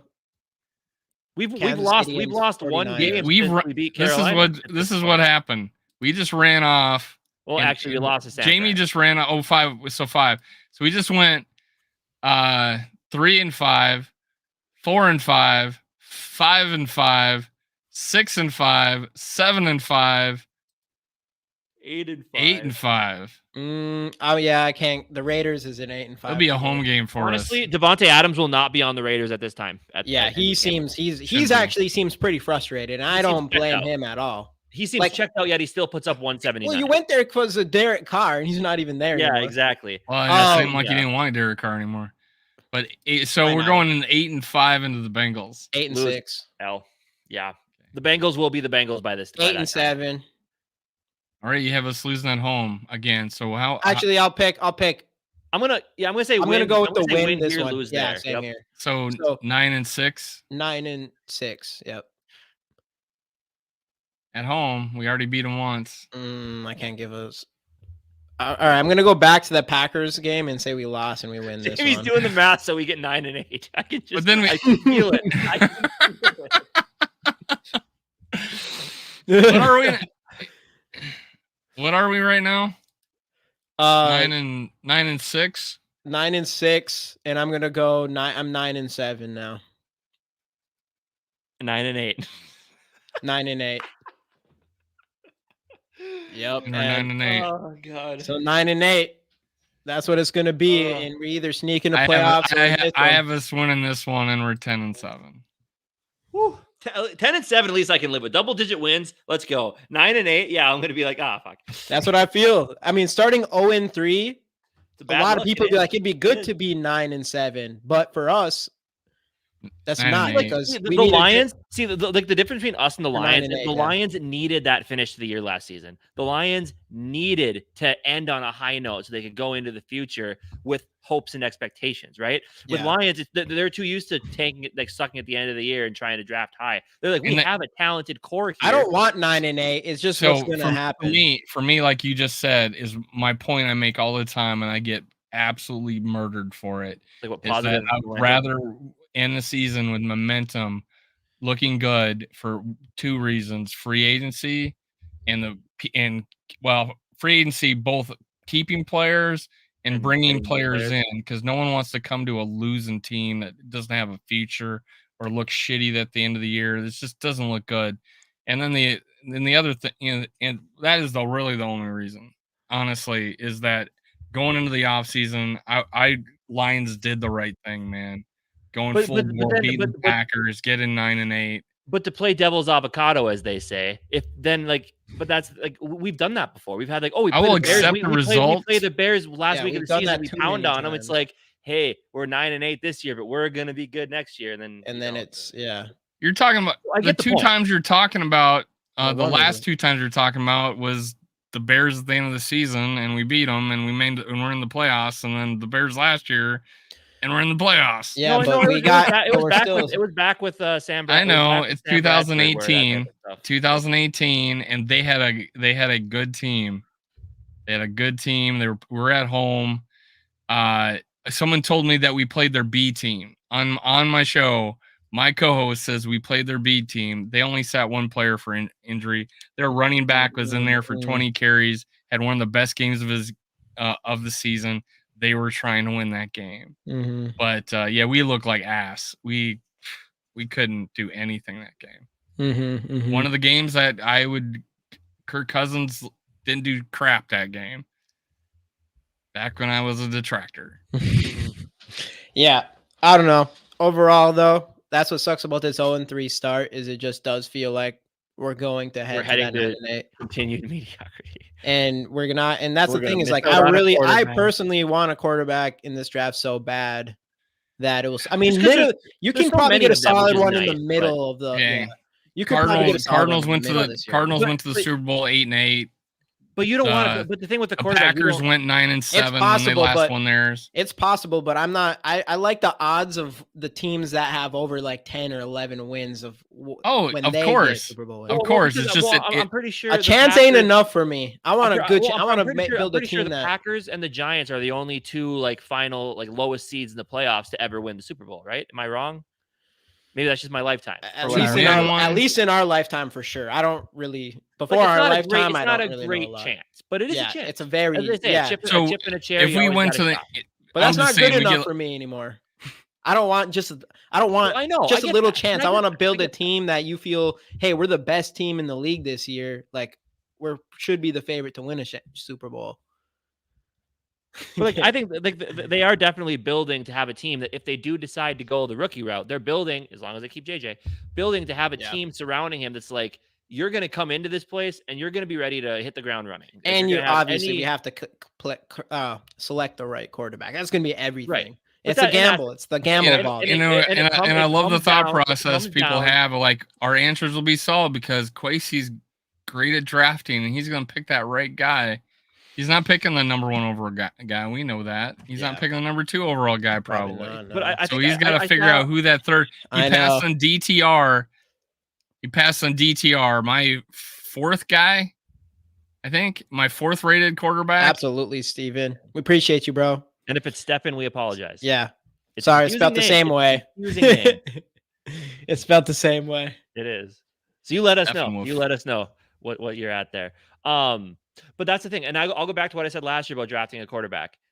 Like I saw someone earlier say he's pretty sure Kevin O'Connell will be the guy. Yep. That's what Gary says here. Kevin O'Connell's picking the quarterback. And that's the thing. If they're going to take a quarterback, it needs to be the guy. Like, honestly, Jamie, I know it's you say a collaboration, Gary. I know you say that you want a first round quarterback, right? But if it gets to if we're in the middle of the first round and there's not a guy that they love, don't take him just to take a quarterback. Oh, yeah. That's how you end up with Christian Ponder. Like, yeah, no, I think you find out who you want. Troy Williamson. I think you find who you want. That's probably not named Caleb Williams or Drake May.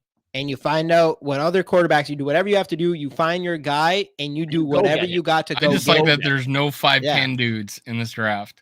Yeah, that's nice. We don't have to worry about small quarterbacks other than, well, not small, but everybody's 6'1" or taller in like the top 10. Oh, Bo Nix is 6'3", but he's like 195 pounds or whatever. You get him into an NFL conditioning program. They'll feed him up. They'll get him to be. I don't even know. I just saw when you sent that. I saw his. But Kirk's like 209 or something like that. Right? Barber. Hey, what up? Skol for Life, Barber. We're just gonna start calling you Barber. It's shorter. Okay, Steven. So I was right, Steven. Yeah. Yeah. Nice. We hit that right then. Yeah. Skol for Life. Did we say hi to you earlier? I know I saw you commenting. I said what's up. Okay. That throws me off. Skol for Life and Skol for Life Barber. I love it. I just call it It's just Barber. Skol for Life. Barber. What's up, man? There's no life but Skol Life. Let's go, Purple Gang. Well, we've hit an hour and a half. How we feel? But, Super Bowl, baby. Let's go. Turn around. You ready to mock? Yeah, I'm ready. Let's get them mock. Where's Bob Swede? Yeah, right. Last draft for quarterback wise last year. Yeah, wasn't well. It's looking. I think the jury's out on Bryce Young. The book is still out on CJ Stroud because here's the thing. Yeah, but he beat the Jaguars team to throw, but then he needs to throw the ball around.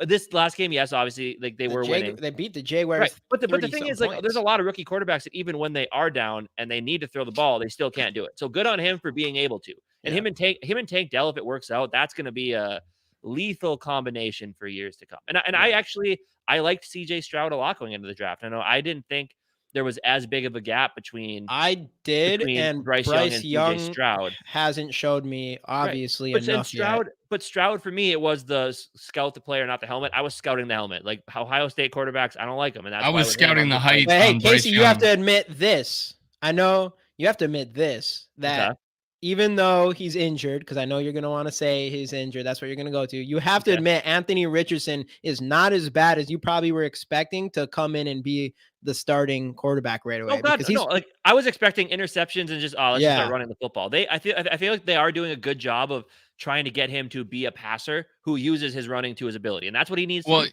For me, he has to keep himself safe. Right. For me, going into the draft, Anthony Richardson was the guy because of the fact that he could develop. I felt like he had all the tools to develop as a passer. Yeah.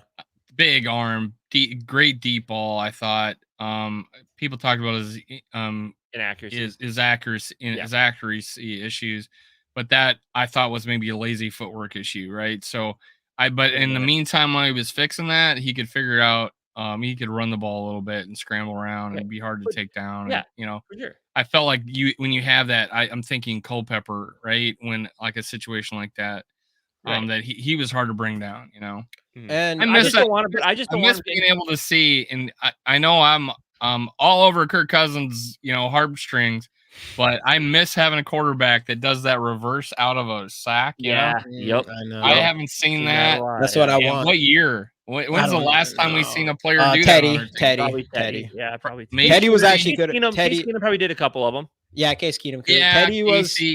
That was the thing with Casey. Great under major pressure. Casey fit that offense because they had to scramble, and he could do it. He could stretch it. He could stretch out a play, but that's what. And a lot of these quarterbacks are going to have that ability in this first round. But see, but my thing with Anthony Richardson is I just don't want him. That's the thing. I just didn't want him to get into a scenario where the team gets kind of lazy. It's like, oh, the passing development isn't working. We need to win now, so we got to start letting him do what he does and run the ball. Like I just didn't want that. Yeah. I don't want you to have a guy who you want to develop into a passer and you just let him be a runner and he never develops the passing skill. So if you get him in a coaching scenario where they're going to let him develop into that, then I'm fine with it. Like, and I think they did a good job picking, because did they get the Colts got the offensive coordinator from the Eagles, right? Honestly, they get the defensive coordinator. I don't remember. One sec. The defensive coordinator. They got the offensive coordinator from the Eagles. That's the thing with Richardson, though, too, is I just note from watching him prior to the draft was, even though he has all the ability to run, there was a lot of times where he could have and he decided to pass. Well, so he one just of the seemed things, like his highlight reel his highlight reel was him wide ass, nobody around him, huge pocket. But that's why I didn't like, and he's only played 14 games at that time, and I'm like, but hey, I would just have been excited as I was when I was waiting for Culpepper to start. But Steichen, yes, he was the offensive coordinator, and they took the offensive coordinator for a team that took a guy like Jalen Hurts who can run and taught him how to throw. So that's the thing that I think they grabbed a good guy to be like, yeah, you use your running ability to your ability, but we want you to become a pocket passer, because you'll be more dangerous if you can learn how to be a quarterback first and a running back or a runner second. Which is Justin. This is the problem with Justin Fields. He doesn't want to learn how to be a pass first quarterback. Where, like you said, you could tell watching Anthony Richardson's tapes, like in his highlights, that's what all I watch. But you could tell he wants to throw the football. Yeah, you could tell that he wanted to do it. So that's what. So I mean, obviously. So I mean, I think so far. We have to, the jury's out on Bryce Young. The jury's out on all of them or whatever, but so far it's the top three is pretty solid. The top three is pretty solid. But this year, like Dave said earlier, Bryce this one's still, I mean, we're still a little bit worried about him, right? I mean, you're kind of worried about him. I mean, he's only played 2 games. I guess he's only played 2 games in his rookie year. So it's, you're going to struggle. There's a lot of players. Trevor Lawrence struggled in his rookie season. Yeah. So did Josh Allen struggled in his rookie season, So it's like obviously the jury. There's a lot to. That's all true. Bryce Young still, but it's all true. But they were 6'4". Still, we'll see. We'll see. It'll be good. They can see over the. That's why I kind of want Bryce Young to play this weekend. It'll be just interesting to see what we actually see in a game that we are paying such close attention to. So for sure. I think we'll have a good idea of how we feel of him. What's the injury report on him? He practiced today. He practiced today. Yeah. All right. I want to see him. I do not. Dalton. He always plays so damn good against us. Yeah, that is true. Unfortunately. But yeah, it'll be interesting. I'm excited to see. Well, and you look at Thielen, he had 12 yards, 65 yards, then 150 with Dalton. I know Thielen's gonna come in here hungry, but still, they're a bad team.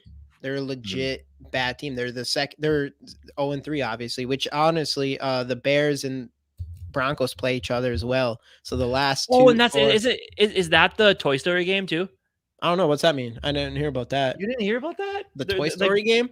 They're doing a live Toy Story thing with the players. They're turning them into Toy Story characters, and it's going to be going on as the game's going on. They're going to have a little field and stuff like that. Like a AI or an overlay thing? Their position on the field will be replaced with toys and then animated. Is that really that's interesting. No, that's gonna be Falcons and Jaguars. The puppy? Is that like the Puppy Bowl? Similar, yeah. Are you guys old enough? Are you guys old enough to remember the Bud Light Bowl? No. Where they had the Bud Light bottles, and they were playing football, and they all had different personalities. Like one was the fridge, because it was 85 and shit. Oh yeah, that's definitely then. Well, it went on for about 10 years. It was the Bud Light Bowl. It was the halftime show, and then it became the puppy thing. And then now it's Toy Story. Planet. Now apparently it's AI Toy Story. AI Toy Story. But no. Anyways. Bud Bowl 11, he says. Vikings trade up, go grab Caleb Williams. Enough said. Yeah, but anyway, so we were all predicting. Well, I predicted an L this weekend, but you guys predicted W's. We'll see. They need to win it, and yeah, I mean, if they want any hope of the season not being a complete wash, 4 weeks in. I think they need to destroy the to give me any extra hope. They need to come in and destroy Carolina because they should. They should. It's not a close game. If this is even one score, if we even have to play from behind once in this game, unless it's the first drive or something like that, I'm going to be disappointed big time. So yeah, we'll see. This is a game we should just automatic W. Everybody, there's not probably a single person who didn't have this as a W. Even I bet you it's Too Evil. He had 2 and 15. I bet you one of those wins was against Carolina. The only person that we know that has them losing is Casey. Yeah, so anyways, right, everybody in here, we're going to give away this Justin Jefferson rookie card. Put the hashtag Skols in the comments, like the video if you haven't already, and subscribe to both our channels, GG Sports Podcast and Minnesota Sports Podcast. If you haven't already, get those hashtag Skols. We're going to run this pretty quick here. Have to be here to win. Yeah. It'll be an interesting game, that's for sure. I do want to watch Bryce Young play. I just want to see because I had him as far and ahead the number 1 quarterback this year. So, but that's one thing about it is like it's still college and you don't know how much the size really is going to affect a player in the NFL. So that's a hard part. Isn't it crazy like what that jump, like how big the jump from college to pro is? Like it's not like in any sport really. Yeah. Baseball, well, they were even talking like on K-Fan. Chris Hockey was talking about like the difference. Like you'll go to a Saints game down here, and the best starting pitcher for the Saints just lights out, and then he goes up to the major leagues, and they just home run after home run. It's like it's just, the level of difference even between minor and AAA and AA ball is just it's insane. Yeah, no. It is crazy. And it's crazy when you see some like that's what Ivan Pace's story is insane. Like undrafted rookie, all this stuff. And then undersized just because he's undersized. And now, I mean, even this week he had the highest pass rush grade for the Vikings. That's a little tip for the ladies, just because the size ain't there. Don't give up on it. Hey, yeah. It might surprise you. Yep. For all of us under 6 foot. Oh, that's what I was talking about. All right, let's run this thing. 3, 2, 1, boom. Got to be here to win. Who do we got? And we got boom, boom, boom. Gary. Gary's getting it no matter what, even though he should be in here. He should be in here, but I think I know what Gary's about to do. What? Yeah, let's do one more. I'll give five entries into the Justin Jefferson jersey. Ooh. Ryan. Say that again? I missed what you said. 5 entries into the Justin Jefferson autograph jersey, our contest, Robin. Yes. I'm still doing it. I mean, I'm not gonna not give out a jersey. So I know, but what did you say about it? Five entries into it. Right now? Yeah. So you want me to run this giveaway? Yeah. Okay. That's what I didn't hear exactly what you're saying with that. I said do it again. Gary, let's go. Okay, one more time. Five entries. If you haven't done hashtag Skol yet, do it. Yeah, get the hashtag Skol. You'll get 5 entries into a Justin Jefferson auto jersey. This is one that you have to be subscribed to our channel, GG Sports, obviously Minnesota Sports Talk, and Purple and Gold for Days. Hashtag Skols, 5 entries. Let's go. JJ Vikings gonna win it. JJ getting that JJ jersey. Yep, Justin Jefferson autograph jersey. All of this is for him to request it. Purple pocket. It's what did I say? Purple and Gold for Days, GG Sports, and Minnesota Sports Talk. You need to be subscribed to all 3. That's gonna be sweet. And while you're at it, ring the bell. Yeah, ring the bell. That's one thing I always forget to say to people is ring the bell. I totally forget about that one. If you're on your phone, hit subscribe, and it should be an option to turn on notifications. You don't miss any of the great daily Vikings content across all channels right here on YouTube. JJ, totally not rigged. Oh, I thought I said triggered. Totally not rigged. I thought it said that first too. Trigged. If I get picked again, it's actually rigged. JJ's just got to smash those hashtag Skols. See, whoever smashes a hashtag Skol the most has the best chance to win. We got David's in here. So, and it's when you get to 3,000 So followers? when I get to 3,000, but I'm going to do a drawing at 2,250 for something smaller. Okay. Vikings related. And when I get closer, I'll pick out what it is, but 2,500 and 2,750. And then at 3,000, I'll give what just happened? What? I moved it to the... Yeah, but you didn't do it again. That's what you didn't do. Okay, I got it. So Gary won and the first one, and then... Oh, yeah. Absolutely. Yep, Gary's the first Absolutely. Skol TYA. Absolutely. Hell yeah, dude. Hell yeah. One that you're a part of, which is so what would you fucking awesome. Now that you're like, can we call you by your real name? Or would you rather have us still call you by your username? I don't even know. I used to call you Skol TY, and then your name is Catch84 in the chat, but I feel like I'm just gonna start calling you Curtis here. Why'd you? I guess he streams. They know. It's like, why would you say that? What if he doesn't want people to know his name? But he puts. I don't know. Okay. You got yeah. There goes JJ rolling the skulls again. Yep, get those hashtag Skols. Light this baby up. Helps the light this baby up. There it is. He's got that copy and paste going right now. Boom. Either that or you're a really fast typer. No, it's control V enter. Control V enter. Does it matter how many times you put it in? You're just once, right? Our last show, he put a ton in there, and then we're all rooting for him to win, and then he did. You can do more than one? I didn't know. I don't know. It doesn't. No, it doesn't count. It's still one, but at least we don't think it matters, but maybe it does. Look at this thing's just on fire now. Come on, YouTube algorithm. What do we got to do? That chat rate is way up there. I love to see it. All right, I'm gonna come back here. We're gonna run this thing. 5 entries into a drawing for a Justin Jefferson autographed jersey. Here we go. 3, 2, 1. Boom. Who we got? 5 entries. 5 entries, and it is boom, boom. Skol for Life Barber. There we go. All right, Let's go. Picture that. All right, we all know Barber. Subscribe. And if you win one of the smaller prizes, I just put the ticket back in, and you're eligible for every drawing. Oh, we missed you, Mike. Hey, what's going on, Mike? Yeah, if you win like KJ rigged. Yeah. Now he's gonna spam rigged. Oh boy.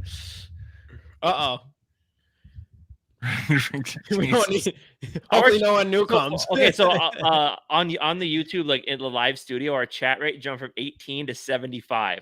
All thanks to JJ. Let's go. That chat is on fire tonight.